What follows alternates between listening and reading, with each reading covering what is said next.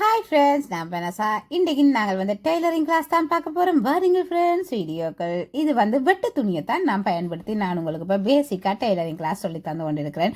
ஏனென்றால் நாங்கள் துணியலை வேண்டி வீணாக்காமல் நாங்கள் இப்படி வெட்டு துணியலை வேண்டி போட்டு, அதாவது உங்களுக்கு பக்கங்களில் இருக்கிற டெய்லரிங் ஷாப்பில் போய் நீங்கள் வெட்டு துணியலை வேண்டிட்டு அதுக்கு பிறகு நீங்கள் இதை அதாவது சேப்பாக நாங்கள் வெட்டி எடுக்கணும். எங்களுக்கு எந்தெந்த சேப்புகளில் துணிகள் தேவைப்படுதோ அந்தந்த சேப்புகளில் நீங்கள் நீட்டாக்கி வெட்டி போட்டு அதுக்கு பிறகு நீங்கள் ஒவ்வொரு டிசைனோ ஒவ்வொரு மாடலோ நீங்கள் வெட்டி வெட்டி பழகலாம்.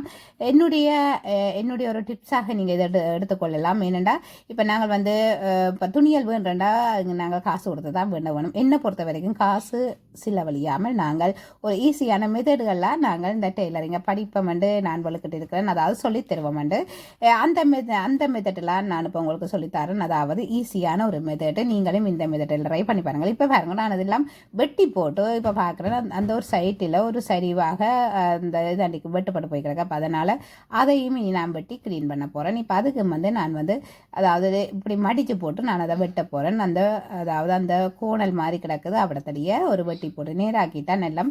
ஏன்னா நாங்கள் இந்த பாவாடை வெட்டி தைக்க கொஞ்சம் நேராக நாங்கள் எடுக்க வேணும். இப்போ வேறு உடுப்புனா பரவாயில்ல, ஆனால் பாவாடைக்கு நாங்கள் நேராக நாங்கள் வெட்டி எடுக்கலாம் நல்லது. இப்போ நான் அதில் இருந்து அளவு எடுக்க போகிறேன். 2 இன்ச்சு எடுக்கிறேன். இந்த பாவாடைக்கு இடுப்பு அகலம். இப்போ பாவாடைக்கு நீங்கள் கட்டாயமாக இடுப்பு அகலம் எங்களுக்கு தெரிய வேணும், அதாவது எடுக்க வேணும். நீளம் நீங்கள் எவ்வளவு உங்களோட துணி இருக்கோ அதுக்கேற்ற மாதிரி நீங்கள் நீளத்தை எடுத்துக்கொள்ளலாம். ஆனால் பாவாடை அகலம் கட்டாயமாக தேவைப்படுது. அதாவது பேசிக்காக நீங்கள் டெய்லரிங் படித்தேன்னா நீங்கள் அதுக்கு பிறகு நீங்கள் தைக்க பாவாடை நீளமும் நீங்கள் எடுக்க வேணும். அதாவது இப்போ உங்களுக்கு நீங்களே தைக்க பாவாடை நீளம் எடுக்க வேணும். இதுக்கு பேசிக்காக நீங்கள் இப்போ படிக்கும்போது உங்களுக்கு பாவாடை நீளம் எடுக்க தேவையில்லை, ஆனால் பாவாடை இடுப்பு அகலம் கட்டாயம் எடுக்க வேணும். இப்போ நான் அதாவது இடுப்பு அகலத்துலேருந்து நான் கீழே அதாவது வீதியை நோக்கி ஒரு சரிவு கோடு கீறுறேன். இந்த சரிவு கோடு கீறிட்டு பாருங்க, ஒரு 1/2 இன்ச்சு மேலுக்காக எடுத்து அந்த கேவு வரைகிறேன். இந்த கேவு வரைகிறதுக்கு காரணம் எங்களை பாவாடை அந்த தொங்குண்ட மாதிரி இல்லாமல் நல்ல ஒரு நீட்டாக இருக்கிறதுக்காண்டி தான் அந்த சரிவு கேவு வரைகிறது. அது 1/2 இன்ச்சில் நீங்கள் வரைஞ்சி போட்டு இப்போ நான் அதாவது இந்த பாவாடையை வெட்ட போகிறேன். வெட்டிட்டு நாங்கள் நல்ல ஒரு நீட்டாக அதை எடுக்க வேணும். ஏனெண்டா கொஞ்சம் கூடியும் குறைஞ்சும் இல்லாமல் நல்ல ஒரு நீட்டாக அதாவது அந்த சரிவு கோட்டிலிருந்து வடிவாக நாங்கள் அதை வளைச்சு எடுக்க வேணும். லைட்டான ஒரு வளைவு தான் பெறப்போது, லைட்டான ஒரு கேவு. இப்போ பாருங்க, விரிச்சா இப்படித்தான் இருக்க போதுங்க பாவாடை. அதாவது சிம்பிள் மெத்தடை நீங்கள் ஒரு 10 நிமிஷத்தில் இந்த பாவாடை வெட்டி தைச்சு நீங்கள் ஒரு கொண்டாட்டத்துக்கு போகக்கூடிய ஒரு பாவாடையாகத்தான் இருக்கும். இப்போ பாருங்க, நான் சின்ன மெத்தடாக தான் நான் இதில் உங்களுக்கு சொல்லித்தரேன். இதில் பெரிய வேலை எதுவுமே இல்லை. இப்போ நாங்கள் இதை சரிசமனாக வச்சுட்டு நாங்கள் இனி தைக்க வேணும். அதாவது 1/2 இன்ச்சு இந்த தையலுக்கு விட்டது, அந்த 1/2 இன்ச்சியை நீங்கள் அதில் தைச்சா போதும். உங்களுக்கு தைக்கிறதுல வெராட்டிக்கு நீங்கள் அதில் ஒரு அதாவது கோடு கீறி போட்டு பென்சிலாலேயோ இல்லாட்டிக்கு என்னென்னா நீங்கள் மார்க் பண்ணிவிட்டு அந்த நேருக்கு நீங்கள் தையுங்கோ. இப்போ மிஷின் இல்லாதவ பேக் தையல் போட்டு நீங்கள் தைக்கலாம். இப்போ அடுத்ததாக நான் மெட்ட சைட்டு அதில் ஓப்பன் விட்டு தான் தைக்க போகிறேன். நீங்கள் ஓப்பன் விடுற அந்த ஓப்பன் அடிக்க நாங்கள் சிப் வைக்க வேணும். சிப் வச்சா தான் நீட்டாக இருக்கும். இப்போ ஓப்பன் வைக்காமல் நீங்கள் பாவாடை தைப்பீங்கன்னா உங்களுக்கு இடுப்புகளால் போகாமல் இருக்கும். அதாவது இடுப்படி எங்களுக்கு அகலமாக இருக்கும். அதனால் நீங்கள் அந்த இடுப்படியை ஓப்பன் விட்டுட்டு அதுக்கு சிப்பு வைங்க. சிப் வச்சிங்கன்னா நல்ல ஒரு நீட்டாக இருக்கும். இப்போ நாங்கள் சிம்பிளாக தைக்கிறண்டாலும் நாங்கள் சிப் வச்சு தைக்கிறது மிகவும் ஒரு அழகாக இருக்கும். இல்லாட்டிக்கு நீங்கள் அதில் சின்ன ஒரு பட்டன் மாதிரி தைச்சு அந்த ஓப்பன் அந்த மறைஞ்சு நிற்கத்தக்கனையாக நாங்கள் செய்ய வேணும். இப்போ பாருங்க, இப்போ நான் இது தைச்சு போட்டு இந்த ஓப்பனை நான் வடிவாக நான் தைக்கிறேன். ஓப்பன் தைக்கிறேன் நான் அடுத்த வீடியோவில் நான் உங்களுக்கு காட்டுறேன் எப்படி ஓப்பன் தைக்கிறேன்னு சொல்லி. இதை அதாவது அந்த ஓப்பன் வர அந்த இடத்துல நாங்கள் குத்தி திருப்ப வேணும். திருப்பி அந்த துணியை திருப்பிட்டு நாங்கள் திரும்ப மடித்து நாங்கள் திரும்ப தைக்கணும். அவ்வளோதான் வேலை. இதெல்லாம் சின்ன வேலைகள் உங்களுக்கு பேசிக் டெய்லரிங் நான் இதனால தான் சொல்லித்தரது. நீங்கள் இதை சரியாக நீங்கள் கற்றுக்கொண்டீங்கன்னா நீங்கள் குயிக்காக உங்களுடைய உடுப்புகளை தைச்சு நீங்கள் போடத்தக்கனையாக இருக்கும். இப்போ பாருங்க, இப்படி தான் வரப்போகுது. நீங்கள் இதில் டாட்ஸ் தைக்கிறண்டா, அதாவது உள்பாவாடையாக எடுக்கிறண்டா நீங்கள் டாட்ஸ் தையுங்கள். 4 இடத்துல டாட்ஸ் தையுங்கள். அதாவது முன்னுக்கு 2 இடத்துல பின்னுக்கு 2 இடத்துல டாட்ஸை தையுங்கள். இல்லாட்டிக்கு நீங்கள் இப்போ நார்மலாக நீங்கள் இப்போ அதாவது வெளி பாவாடையாக நீங்கள் தைக்கிறேன்டா டாட்ஸ் தேவையில்லை. நல்ல ஒரு நீட்டாக நீங்கள் இந்த மெத்தடில் நீங்கள் தைச்சு போட்டு கொண்டு போகலாம் ஃப்ரெண்ட்ஸ். இப்போ பாருங்க, நான் கீழ் அந்த வீதி பகுதியை நான் மடித்து தைக்க போகிறேன். 2 மடிப்பு போட்டு நான் அதாவது முதல்ல ஒருக்கா மடித்து திரும்ப ஒருக்கா மடித்து தைக்கிறேன். அரைஞ்சி எடுத்தால் காணும். இது வடிவாக நாங்கள் நீட்டாக வடிவாக நாங்கள் தைச்சு எடுக்க வேணும். அப்படி தைச்செடுத்தா தான் நீங்கள் பாவாடை வந்து மிகவும் ஒரு அழகாக இருக்கும். இது மிகவும் ஒரு சிம்பிளான பாவாடை. அதாவது பேசிக்காக நீங்கள் அதாவது டெய்லரிங் படிக்கிற நீங்கள் முதல் இப்படி பாவாடையில் தான் தைச்சு பழகுவோம். அதே நேரம் வந்து உங்களுக்கு அடுத்தடுத்த வீடியோவில் அதாவது நேர்கோட்டில் எப்படி தைக்கிறேன்னு சொல்லி அதுவும் சொல்லி தருவேன்.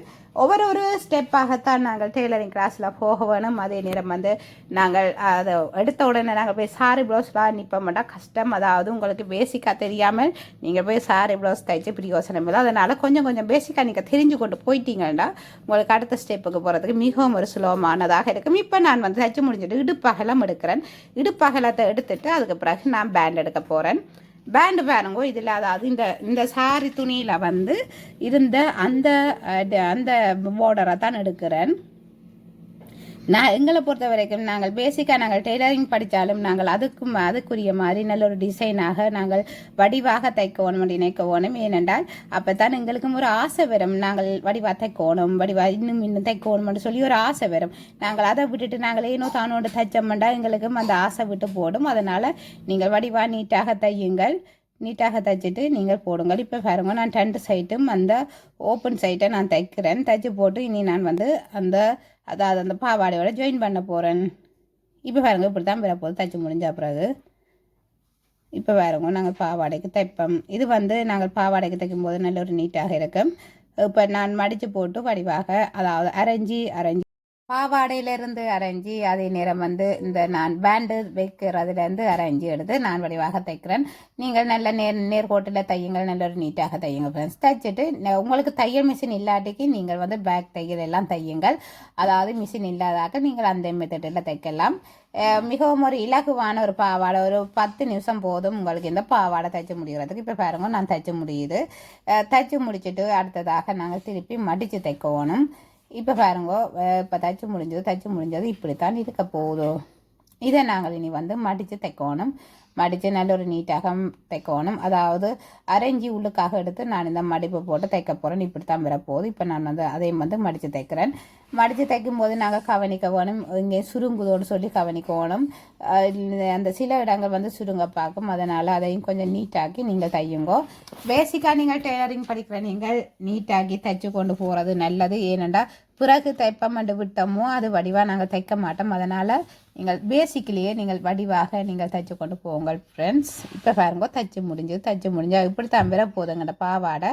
இந்த பாவாடைக்கு வந்து நூல்கள் தொங்குமா போல் இருந்துச்சு. நான் அந்த நூல்கள் எல்லாம் வெட்டி கொஞ்சம் நீட் பண்ணிடுறேன். அதே நேரம் அவடத்தடியும் கொஞ்சம் இழுத்த மாதிரி கிடந்துச்சு. அப்போ அதையும் நாங்கள் வடிவாக நீட்டாக்கி போட்டு இப்படி தான் வர போது பாவாடை. இனி நான் வந்து உள்ளுக்கு கொள்கிற நூல் செய்ய வேணும். இந்த நூலுக்கு நான் வந்து இந்த வெட்டு துணியிலேயே எடுத்து போட்டு ஜாயின் பண்ண போகிறேன். இது சின்ன துணியாக இருக்குது, அப்போ நான் நடுவுக்கு ஜாயின் பண்ணி தான் எடுக்க போகிறேன். இப்போ பாருங்க, நான் நேர்கோடாக வெட்டி நான் எடுத்துட்டேன். இனி ஜாயின் பண்ணுறதுக்கு நான் இந்த சரிவு கோடாக நான் இந்த துணியை வெட்டுறேன். ஏனென்றால் அந்த துணி வந்து மொத்தமாக இருக்கும். நாங்கள் இப்போ நேர்கோடாக வெட்டி போட்டு நாங்கள் தைக்கும் போது அவர் தடி ஒரு புட்டியாக மொத்தமாக இருக்கும். அதனால் நான் வந்து சரிவு கோடு சரிவாக நான் வெட்டி போட்டு தைக்கிறது அந்த ஒரு புட்டி தன்மை இல்லாமல் நல்ல ஒரு நீட்டாக நல்லா இருக்கும். அப்போ அதனால் நான் அப்படியே வெட்டுறேன். இப்போ வெட்டி போட்டு நான் தைக்கிறேன். அதாவது அந்த துணியை நாங்கள் 2 தரம் நாங்கள் அதாவது சைட்டு 2ஐயும் நாங்கள் உள்ளுக்காக மடித்து போட்டு திரும்பவும் ஒரு மடிப்பு போட்டோம்னா நல்ல ஒரு நீட்டாக வரும். அதாவது அந்த பிசுறு தன்மை எல்லாம் வெளியில் தெரியாதபடி நாங்கள் தைக்கணும். நல்ல ஒரு நீட்டாக தைக்கணும். நீங்கள் நார்மலாக இதை நீங்கள் இப்போ தைச்சு நீங்கள் ஆர்டர் கொடுக்குறேன்டா நீங்கள் அதுக்கு வந்து அந்த நூல்கள் பாவிப்பினம். இப்போ இதுக்குன்னு சொல்லி நூல்கள் இருக்குது, இந்த பேண்டுகளுக்கு நாங்கள் கொடுக்குற நூல்கள் இருக்குது. அந்த நூல்களை நீங்கள் வேண்டி தண்டலாம். இப்போ நாங்கள் பேசிக்காக நாங்கள் படிக்கும்போது நீங்கள் வந்து இப்படி நீங்கள் தைச்ச பழகுங்கள். இதுதான் எங்களுக்கு நல்லது. ஏனென்றால் நாங்கள் காசு செலவழிக்காமல் நாங்கள் நல்ல ஒரு நீட்டாக நாங்கள் தையல் பழக வேணுமென்றால் இந்த மெத்தடில் நாங்கள் ட்ரை பண்ணலாம் ஃப்ரெண்ட்ஸ். நீங்களும் ட்ரை பண்ணி பாருங்கள். அதாவது என்னை பொறுத்த வரைக்கும் இப்போ நாங்கள் பேசிக்காக நாங்கள் டெய்லரிங் படிக்கும்போது நாங்கள் காசுகள் இதற்கு செலவழிக்காமல் எங்களுக்கு தெரிஞ்ச மெத்தடுகளில் அதாவது ஈஸியான மெத்தடு, அதே நேரம் வந்து நல்ல ஒரு நீட்டாகவும் நாங்கள் தையல் பழகணும். இந்த மெத்தடை நீங்களும் ட்ரை பண்ணி பாருங்கள். மிகவும் ஒரு இலகுவான மெத்தடு. அதாவது ஒரு பைசா கொடுத்து நாங்கள் செலவழிக்காமல் நாங்கள் மிகவும் ஒரு ஈஸியான மெத்தடில் நாங்கள் டெய்லரிங் படிக்கலாம். இப்போ பாருங்க, நான் அந்த நூலை வந்து உள்ளுக்களால் கோர்த்தெடுத்துட்டு அதுக்கு பிறகு நான் இதை வந்து தைக்கிறேன். அதாவது நாங்கள் ஒரு சின்ன தையல் தைக்கிறனாலும் அது அழகு படுத்த வேணும் அப்படி நினைப்போம், அப்போ தான் வடிவாக இருக்கும் அப்படி நினைப்போம். அந்த மெத்தடெலாம் நான் இப்போ இதுக்கு வந்து இந்த அது டசில் மாதிரி தைக்கிறேன், தைச்சு போட்டு இப்போ இனி நாங்கள் இதை வந்து இப்படித்தான் விடப்போகுது இந்த பாவாடை. இப்போ நாங்கள் தைச்சு முடிஞ்சது. இனி நாங்கள் வந்து டெய்லரிங் காப்பியில் இதை ஃபிட் பண்ணி வைக்கணும். பாருங்கள் ஃப்ரெண்ட்ஸ், பார்க்கலாம். இப்போ டெய்லரிங் காப்பியில் நீங்கள் இதை ஃபிட் பண்ணி வைக்கும்போது நான் பேசிக்காக இருந்து சொல்லி தந்து கொண்டு போகிற எல்லாம் இப்படி டெய்லரிங் காப்பியில் ஃபிட் பண்ணி சொன்னான். அந்த வகையில் தான் நான் இப்போ இதையும் ஃபிட் பண்ண போகிறேன். ஃபிட் பண்ணிவிட்டு நாங்கள் இனி வந்து இதில் பேரும் எழுதவனும் ஏ லைன் பாவாடைன்னு சொல்லி எழுதி விடுங்கள். ஏனென்றால் நாங்கள் அதற்குரிய பேர்களை நாங்கள் எழுதி வைக்கிறது நல்லது ஃப்ரெண்ட்ஸ். இப்போ பாருங்க, இதை ஃபிட் பண்ணி முடிஞ்சது. இவ்வளவுதான் வேலை. தேங்க்யூ.